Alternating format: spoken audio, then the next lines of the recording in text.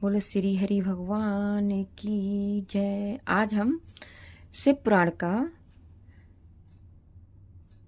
ये पाठ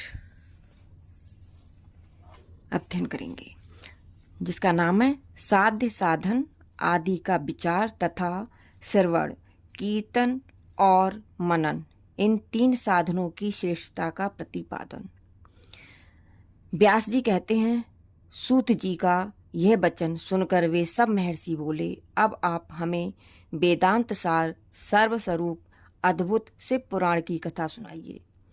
सूत जी ने कहा, आप सब महर्षिगण रोग शोक के रहित कल्याणमय भगवान शिव का स्मरण करके पुराण प्रवर शिव पुराण की जो वेद के सार तत्व से प्रकट हुआ है कथा सुनिए।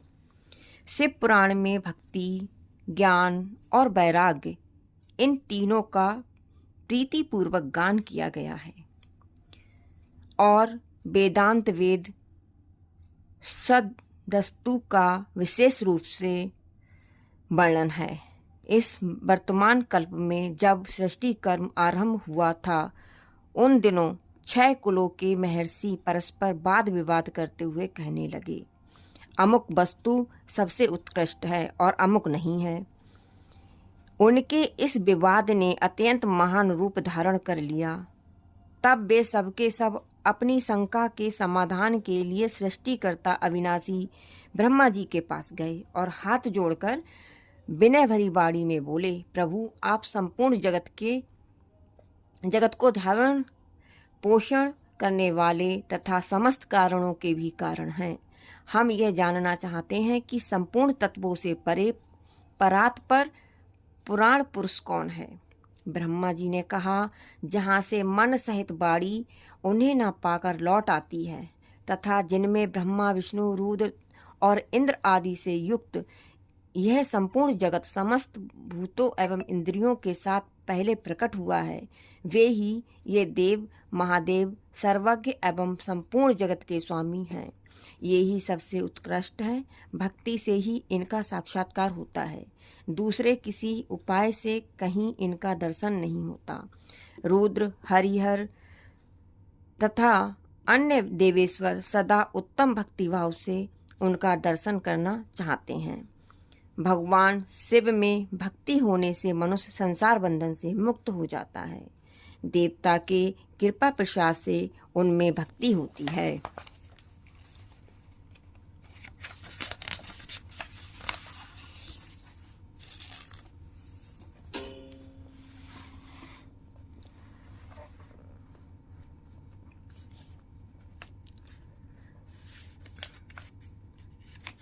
और भक्ति से देवता का कृपा प्रसाद प्राप्त होता है।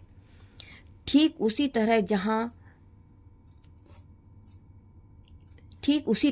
जैसे यहाँ अंकुर से बीज और बीज से अंकुर पैदा होता है, इसीलिए तुम सब ब्रह्मर्षि भगवान शंकर का कृपा प्रसाद प्राप्त करने के लिए भूतल पर जाकर वहाँ सहस्त्रों वर्षों तक चालू रहने वाले एक विशाल यज्ञ का आयोजन करो। इन यज्ञपति भगवान शिव ही कृपा से वेदोक्त विद्या के सारभूत साध्य साधन का ज्ञान होता है। शिव पद की प्राप्ति ही साध्य है, उनकी सेवा ही साधन है तथा उनके प्रसाद से जो नित्य नैमित्तिक आदि फलों की ओर से निष्प्रय होता है, वही साधक है। वेदोक्त कर्मों का अनुष्ठान करके उसके महान फल को भगवान शिव के चरणों में समर्पित कर देना ही परमेश्वर पद की प्राप्ति है। वही सालोक के आदि के क्रम से प्राप्त होने वाली मुक्ति है। उन पुरुषों की भक्ति के अनुसार उन सब को उत्कृष्ट फल की प्राप्ति होती है। उस भक्ति के साधन अनेक प्रकार के हैं, जिनका साक्षात महेश्वर ने ही प्रतिपादन किया है।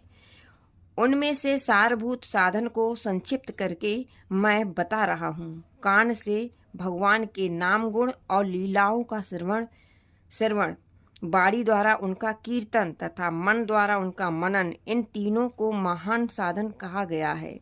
तात्पर्य यह है कि महेश्वर का श्रवण, कीर्तन और मनन करना चाहिए। यह श्रुति का वाक्य हम सबके लिए प्रमाणभूत है। इसी साधन से संपूर्ण मनोरथों की सिद्धि में लगे हुए आप लोग परम साध्य को प्राप्त हों। लोग प्रत्यक्ष वस्तु को आंख से देखकर उसमें प्रवृत्त होते हैं, परंतु जिस वस्तु का कहीं भी प्रत्यक्ष दर्शन नहीं होता उसे श्रवण इंद्रियों द्वारा जान सुनकर मनुष्य उसकी प्राप्ति के लिए चेष्टा करता है। अतः पहला साधन श्रवण ही है। उसके द्वारा गुरु के मुख से तत्व को सुनकर श्रेष्ठ बुद्धि वाला विद्वान पुरुष अन्य साधन कीर्तन एवं मनन की सिद्धि करे।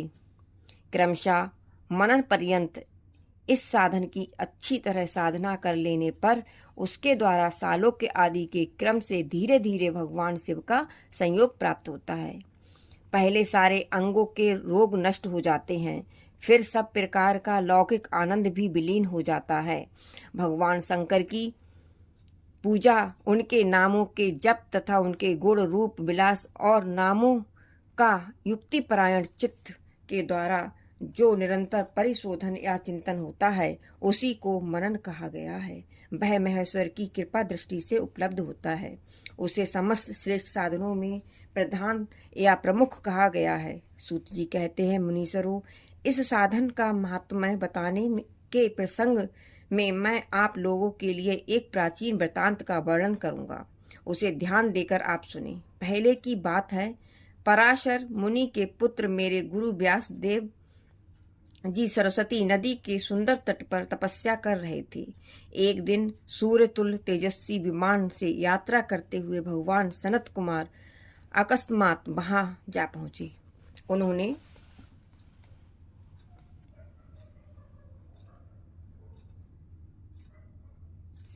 मेरे गुरु को वहां देखा। वे ध्यान मग्न थे।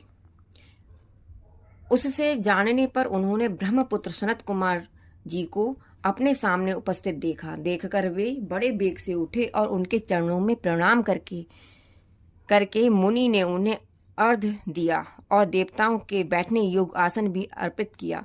तब प्रसन्न हुए भगवान सनत कुमार विनीत भाव से खड़े हुए व्यास जी से गंभीर वाणी में बोले, मुनि, तुम सत्य वस्तु का चिंतन करो।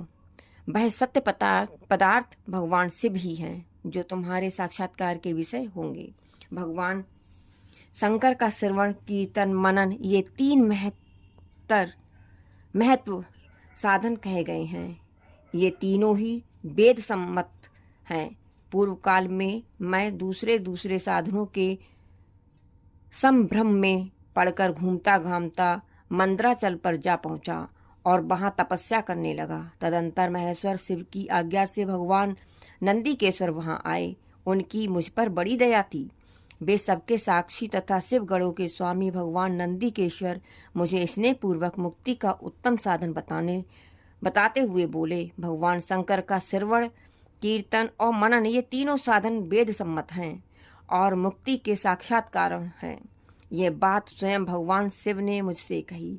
अतः ब्राह्मण, तुम श्रवण आदि तीनों साधनों का ही अनुष्ठान करो।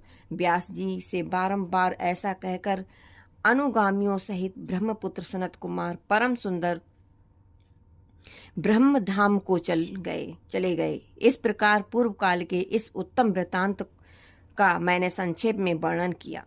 ऋषि बोले, सूत जी, श्रवणादि 3 साधनों को आपने मुक्ति का उपाय बताया है, किंतु जो साधन आदि तीनों साधनों में असमर्थ हो वह मनुष्य किस उपाय का अवलंबन करके मुक्त हो सकता है?